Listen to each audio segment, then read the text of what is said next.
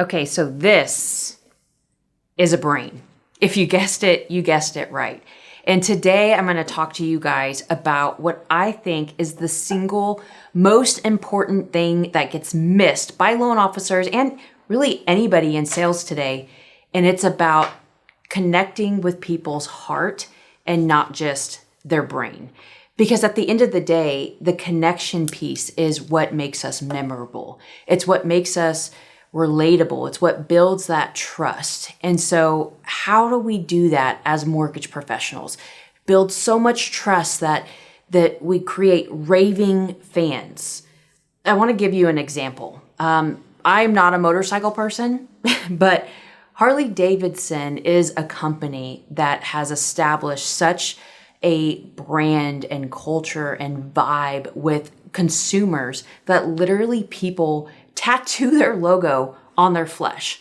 Like, is it because they have the cheapest motorcycles in town or the most well-built motorcycles? It's like, sometimes when we talk to loan officers about interest rates, it's like, oh, well, I pre-qualified this client and then we got to the rate piece and they said, I'm going to use this other person because their rate was better. People don't go into the Harley Davidson stores and say, I'm going to go to the shop down the street because their motorcycle was $500 cheaper. Why? It's because they've established such a brand, such an identity, such trust with their consumers that they don't really care. They're going to buy that motorcycle because they connect with the company's brand or their values. And so today I'm going to share with you 3 ways that I feel like if you incorporate these 3 things with your clients, you will be able to create raving fans and a deeper connection that ultimately will get you off the hamster wheel. You know what I'm talking about with that hamster wheel? The hamster wheel in sales is when you have to start over every single month and generate new sales because you don't have other people selling for you or becoming raving fans for you. If you do a good job for somebody and then they tell their friend or family member to use you and they convey it in such a way, such an impactful way because of how you touched them, you didn't have to grind for that sale. They just referred them to you and your team because they have so much conviction and trust that there's no other place to think about mortgages except for you and your team. But how do you deliver that? Okay, so the first way is going to be through meaningful questions. In fact, I think Dave and Todd Duncan just did a thing on this where they talked about ask questions that go deeper. And you have to be deliberate in even the words you're choosing. So I think an example that Todd referenced was when you're talking to a client, you might ask something like, at what age would you like to retire and not have a mortgage payment? And then you pause. Or if you're speaking to a real estate agent, I would say, what does success look like to you in the next 12, 15 months so that I can make sure as your lending partner that I can deliver for you? And it's such a different dialogue. It's such a different conversation than what people normally have with consumers or with real estate agents. We normally go into a meeting and we think to ourselves, what do I want them to take away? And what action do I want them to impose? But we don't incorporate what feeling do I want them to feel. When I ask a consumer, at what age do you want to be where you don't have a mortgage payment, and they have to stop and you actually make them think, that question is making them feel differently than a mortgage banker saying, okay, let me take this mortgage application for you. Do you want a 30-year or a 15-year? You see the difference? One is very logical, technical, robotic, no connection. And the other one is a general interest, a connection, a feeling. And what people don't realize is that connection actually motivates more than just, here's what I want to tell you and here's what action I want you to do. So think about what questions you could incorporate today. In fact, go watch that video that Dave and Todd spoke about on Dave's YouTube channel, the Mortgage Coach channel, and really write down those questions. They're great questions that really make people think. Number 2 is sharing stories. I was recently listening to this thing on my phone. When I go to the gym, I'm on the treadmill And the only way for me to get through like 30 minutes on a treadmill is to listen to something entertaining, like a podcast. And I was listening to this podcast and they were talking about how they took 10 kids and they shared statistics, data, stories with these 10 kids. And what they had gathered from that research was that when a kid shared a story within their message, 63% of the information was retained than when a kid just shared a bunch of statistics and data. Meaning, like, if you go into a meeting or a presentation or whatnot, and you're like, oh, the housing inventory is this, and the interest rate is this, and, statistically, people stay in their house for this long, and stats data. One, normal consumers don't think like that, and so they shut down a little bit. But two, you might impress them.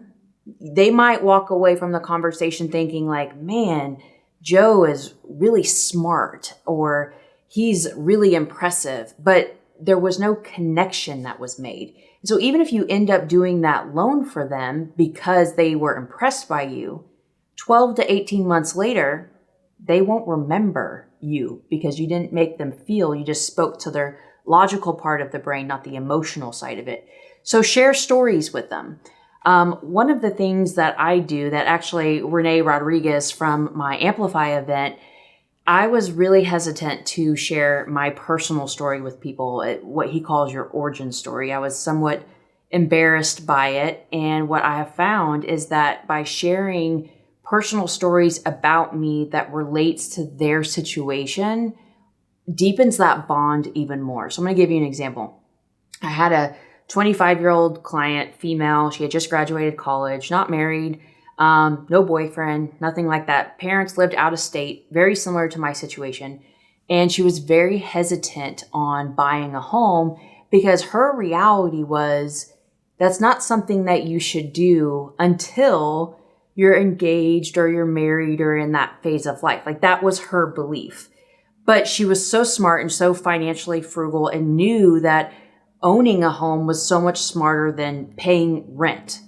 And so before we got into a rent versus own analysis or anything like that, which I could have just jumped right into, what I did is I asked her important questions. I got her thinking. I got her to a state of being vulnerable to share with me why she might be hesitant to buy. That just didn't come out on the initial phone call.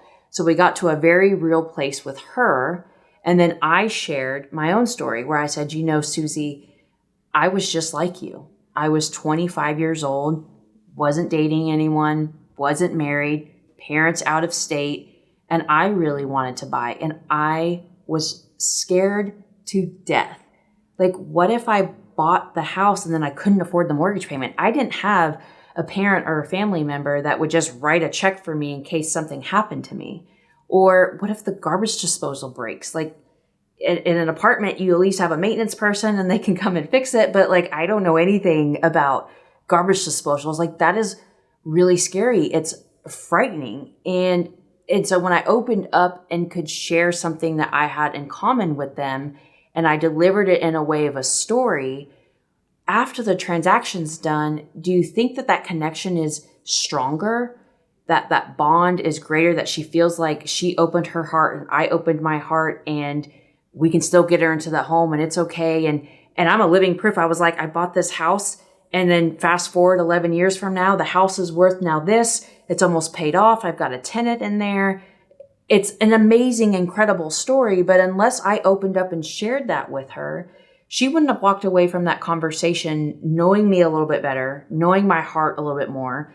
With that story, she learned why I'm so passionate about what I do, because I genuinely believe in helping people build wealth with real estate. But had I gone straight for that rent versus own total cost analysis before sharing that story, I don't think the bond would have been there. And therefore, I wouldn't be as memorable to her even after the loan closed.